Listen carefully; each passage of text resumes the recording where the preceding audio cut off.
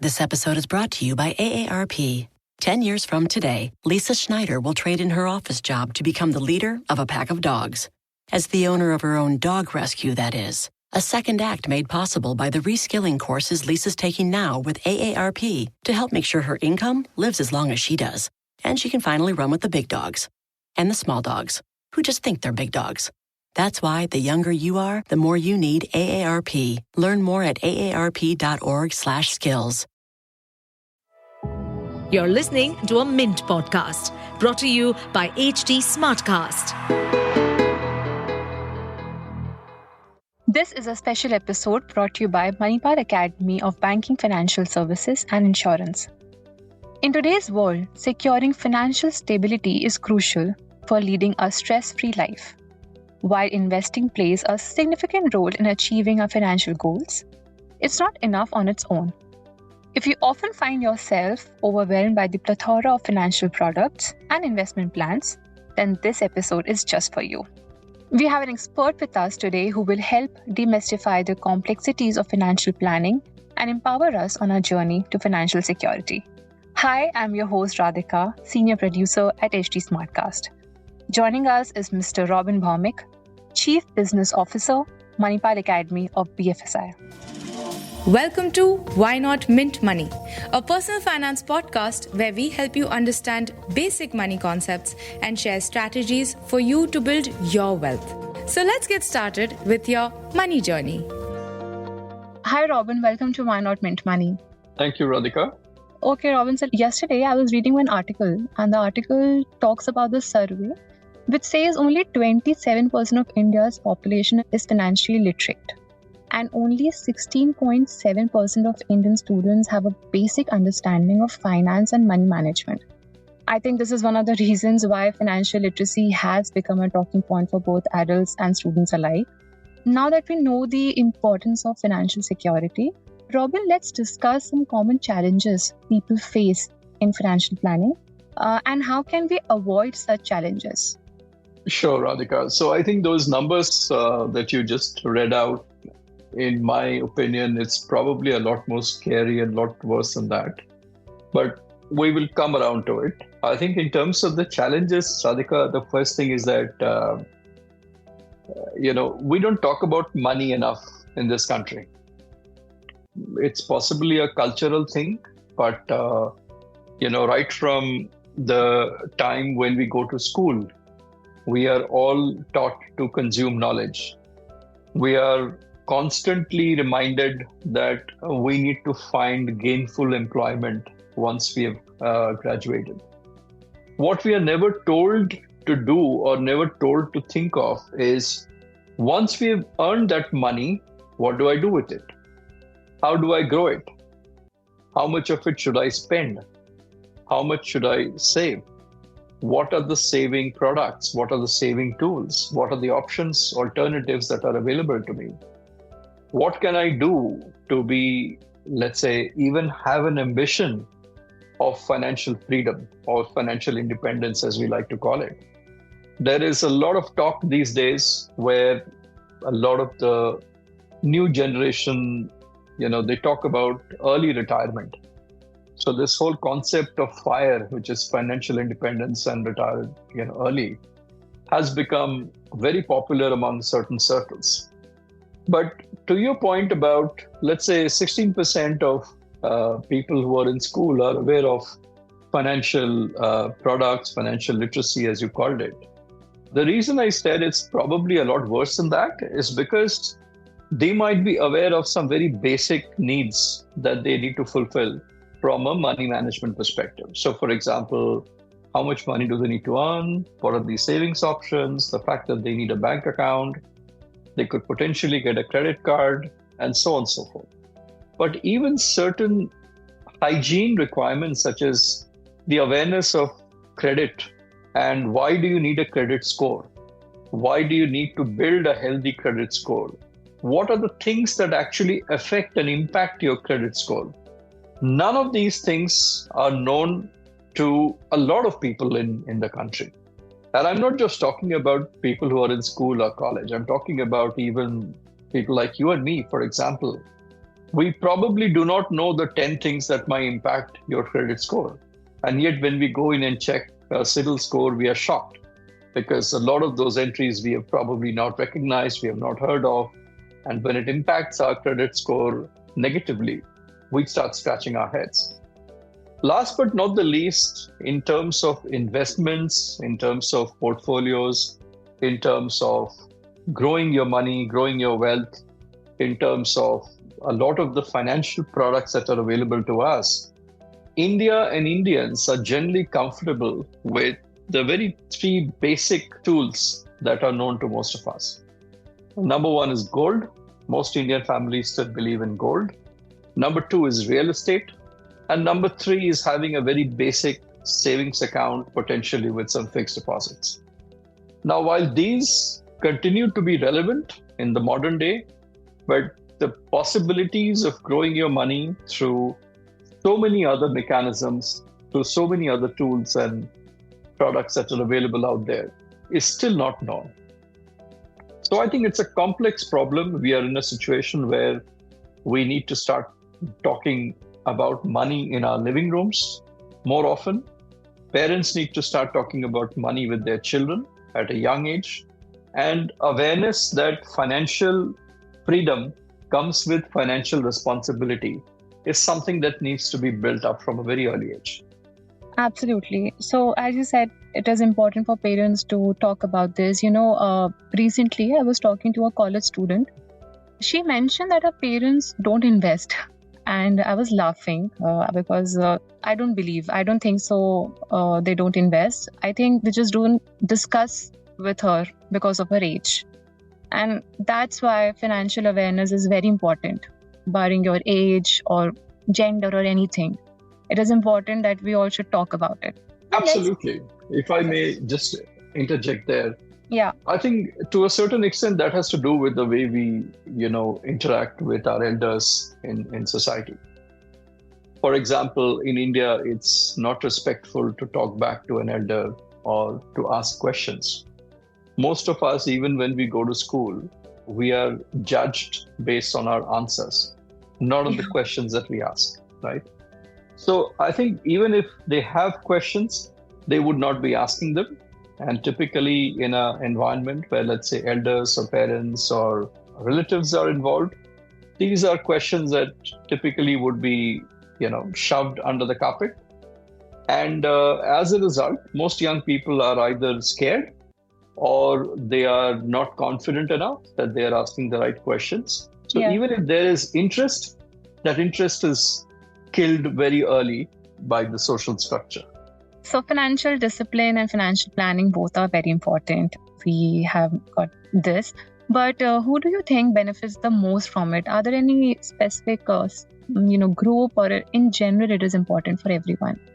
I would think that it's important for everyone. I just want to pick up a couple of points here, Radhika, where I feel very strongly.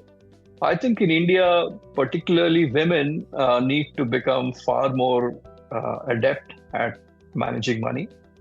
And it's not in the traditional sense of managing money, the way you would have seen your mother or the way I've seen my mother managing money. They've always managed household expenses, maybe kept some money on the side. Maybe they've bought gold once a year. But in today's day and age, the money management and financial responsibility, fiscal responsibility has evolved significantly. And I feel that particularly women and young girls, they need to be more financially aware. I think gone are the days when the man of the house would earn and everyone else would kind of play a supporting role. So it was naturally on the man of the house to do all of the financial planning and decide investments, etc. So given the fact that now we are more gradually moving into a world where diversity has become far more practical and real opportunity for growth, women need to understand money management, fiscal responsibility, debt, equity, stock markets far earlier in the game. And to your point, I think this is something that benefits everybody. It's not just going to benefit somebody who is a stock market trader. And knowledge is power. I mean, if you don't know, you will not be able to grow your money as compared to someone else. Last point is that our definition and understanding of risk is also very traditional. For example, if you were to ask your parents that should I invest in the stock market, there are quite a few parents who would come back and say, "Nahi, bahut risky hai. Beta, stock market mein invest mat karo." Now, of course, you need to know how to play the stock market, right? For every 10 people who have made a lot of money on the stock market, there are probably 1,000 who have lost significant amount of money in the stock market. Credit cards, to your earlier point, is no different. So it's financial literacy is the first point. I think people need to know, people need to consume more information. They also need to be a little careful about who they are listening to, because along with good advice, there's plenty of bad advice out there. But again, as I said, once you get started in the process of learning more, you will know what works for you and what doesn't. Great. So you mentioned that, there are a lot of women should become more financially independent. Do you think seeking professional guidance for comprehensive financial planning is important? Absolutely. If you are not able to do it on your own, and a lot of us are probably not invested enough, or we don't want to get into the details of managing your money, then it's far better to hand it to a portfolio manager. And there are a lot of them out there. And there are a lot of apps nowadays where you can kind of have a very simplified view of all of your investments. So if you are not able to do it on your own, then yes, it makes a lot of sense to have a portfolio manager or a financial manager doing it for you. But ignorance is not the answer. So you cannot give it to someone else and keep your eyes shut. You need to keep it open. You need to be tracking what your investments are doing. You need to have a balance in your portfolio. So awareness is still critical. It's extremely important. But definitely in terms of the operational part of it, the investments part of it, the returns part of it, there is no harm in seeking professional advice.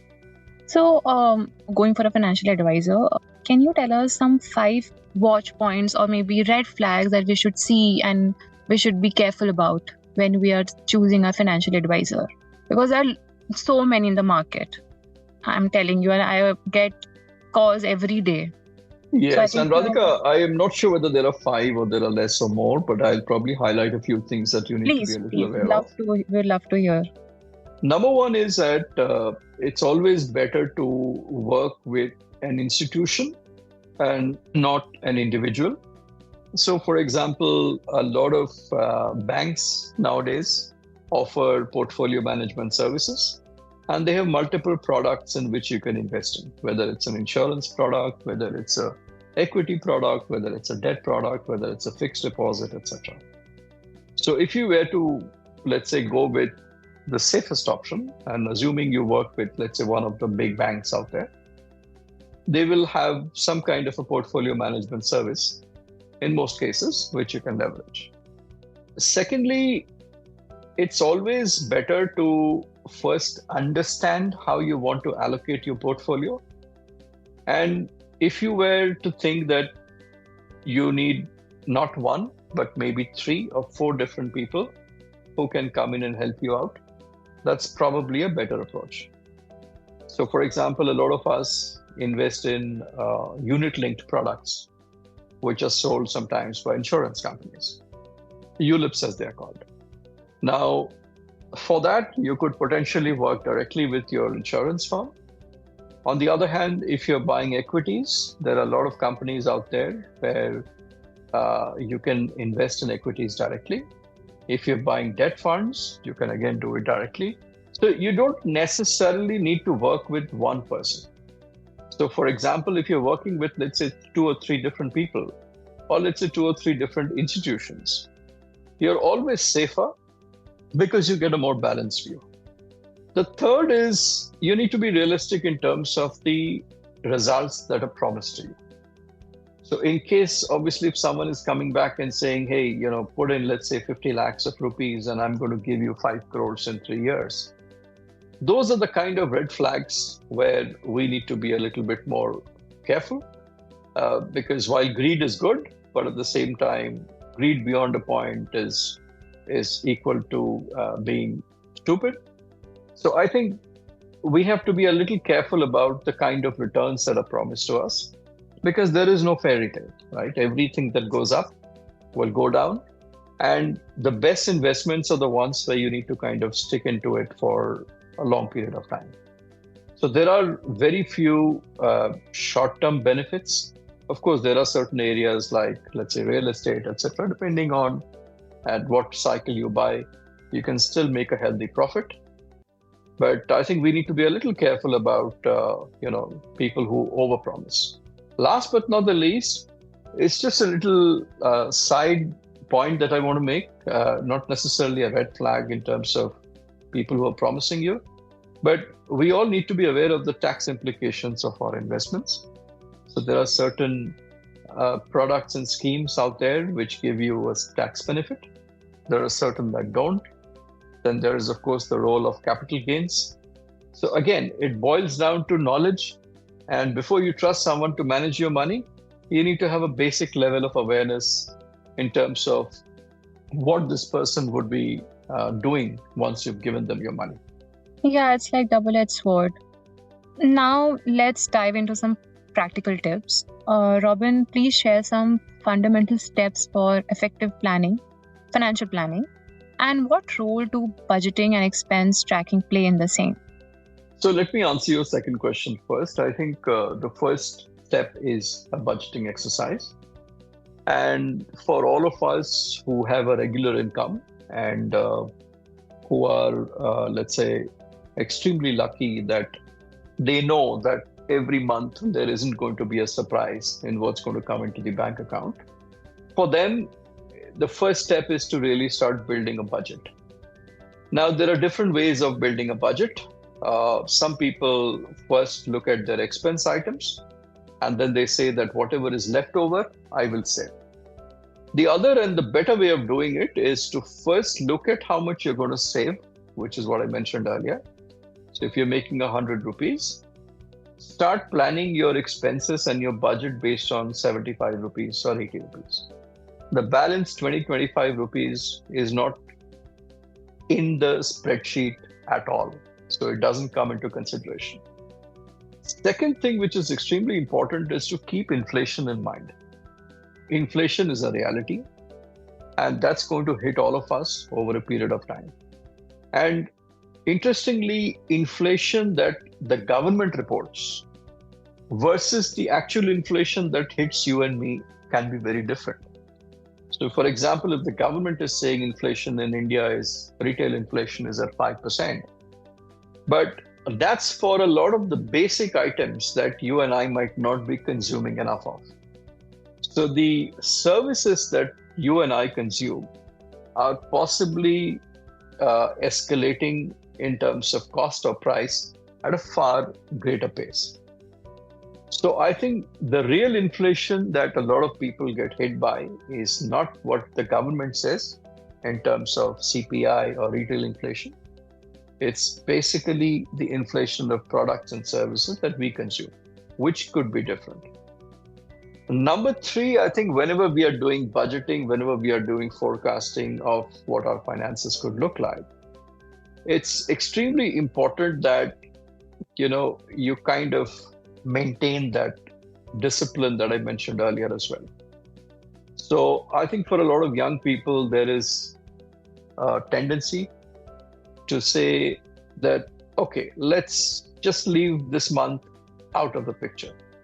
Or this month, I will not repay my credit card bill. Now, very soon that becomes a habit. And at the end of the day, financial discipline and financial outcomes are all about your financial habits. It's nothing, more complex than that. So I don't know if I answered some of your questions, but Radhika, I think from a budgeting standpoint, this is typically the approach that I would recommend. Of course, we have spoken earlier about using financial planners, about using external agencies or companies that could come in and do your asset allocation for you, etc. In terms of what is available to you, in terms of what you want to invest in, I think that's a far more personal question, depending on where you are in your life, in your career. Are you an entrepreneur? Are you working for someone else? Are you working in a public sector? But broadly, the financial tools that are available to most of us are as follows. So, of course, there is gold and real estate and bank savings. And those three are the most popular and the ones that a lot of us use. And especially in Indian families, as you would know, gold is one of the first go-to places in terms of making sure that there is some financial prudence and cushion going forward. The other new areas where a lot of investments have now been happening is, of course, in the equity market, in the debt market. And that could be right from a large cap, mid cap, small cap, depending on the size of the fund. You could, and depending on how aggressive you want to be, you could decide and pick the tools that you want to invest in and how much you want to invest in. Of course, there is the stock market. And a lot of us, especially me, I don't understand the stock market at all and I stay away from it. But for a lot of people who want to be in the stock market, it's important to understand how it works. There is, of course, the whole sentiment part of it, which no science can explain. But having said that, if you keep investing in good companies with a good balance sheet or a good outlook, then the possibility of you making money is a lot greater. There are, of course, more tools out there. People invest in startups. Then you have, people who are investing in Bitcoins. And of course, you can invest in, stocks outside of India now. But those are a little bit more, I would say, for sophisticated investors. I personally haven't invested in any of those. But again, before you go down that path, it's important that you read about it, understand the risks and the pitfalls, and not just look at the upsides. Wow, that was really informative. Now, speaking of professional guidance, what expertise does Manipal Academy of BFSI offer in financial planning and wealth management, and how can our listeners benefit from your program and resources? So, Radhika, we don't offer financial planning as a service. We are a skill building institution. So what we do is, in the skills that we build for the banking, financial services, and insurance sector, we teach people around areas that could help them become a wealth manager. We teach them about the various products that are available in the market, but purely from, let's say, either an advisory perspective or so that they are able to do their job properly. However, we have recently tied up for the certificate in financial planning, which is a partnership that we have done with FBSB. And under that, if you were to want to become a financial planner, then you could go through the certification process, which is a globally renowned certificate and globally recognized as well, where you could become a financial planner and you could offer it as a service. So to your earlier point, Radhika, in terms of using financial planning as a service from people who are coming in to manage your portfolio, etc., a CFP certification gives you that badge of respect, which is an internationally accredited certification. And then you can go on to be a certified financial planner. Now, in terms of the tools and the tips and the tricks of the trade, as I mentioned, we don't teach personal finance management. What we do teach them are the various tools and the tricks and the trade. And we tell them what is available to them.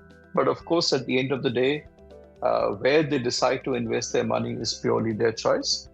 A lot of the professionals who graduate from my academy, they offer this as a service, as a part of their role where they're working. So for example, if you're going to be selling an insurance product, then you should know what are the rules, what are the regulations, what is it that you can do, what is it that you cannot do. And we also teach them how to avoid mis-selling. So the whole concept of being ethically correct, making sure that you're not mis-selling a product, you know what are the pitfalls, you know what are the risks associated with the product. We teach them all of that. So I hope that answers your question. We are training professionals who offer this as a part of a service, or that's being something that they do as a part of their job in the company that they end up joining. That was really insightful, Robin. I did a bit of LinkedIn stalking and noticed that you're an avid reader. So please tell me if I've got that right. You have. I like reading, and I have been reading a lot of books recently, including one on AI and machine learning. I do like reading a lot. As we wrap up this episode, please tell your top 3 book recommendations for our listeners. So I would say my first recommendation is something that a lot of people know extremely well, but I cannot reiterate enough. So it's Robert Kiyosaki's Rich Dad, Poor Dad. And for a lot of people, that's the Bible. And it kind of puts the whole concept of becoming rich through investments, by leveraging other people's money. It doesn't always have to be your own money that makes you rich. For example, can I take a loan at a certain percentage interest? And can I grow that money at a higher percent interest and make some profit out of it? So for me, Rich Dad, Poor Dad is definitely my number one go-to.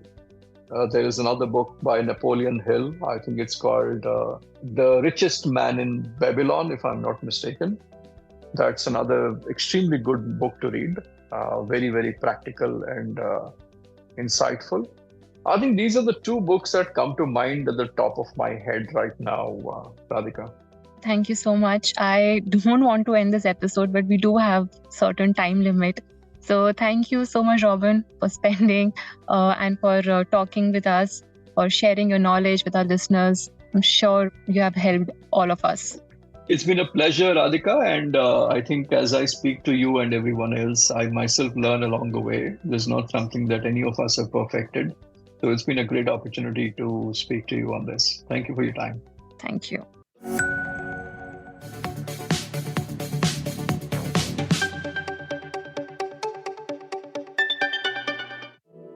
To stay updated on this podcast, follow us at HT Smartcast on all the major social media platforms.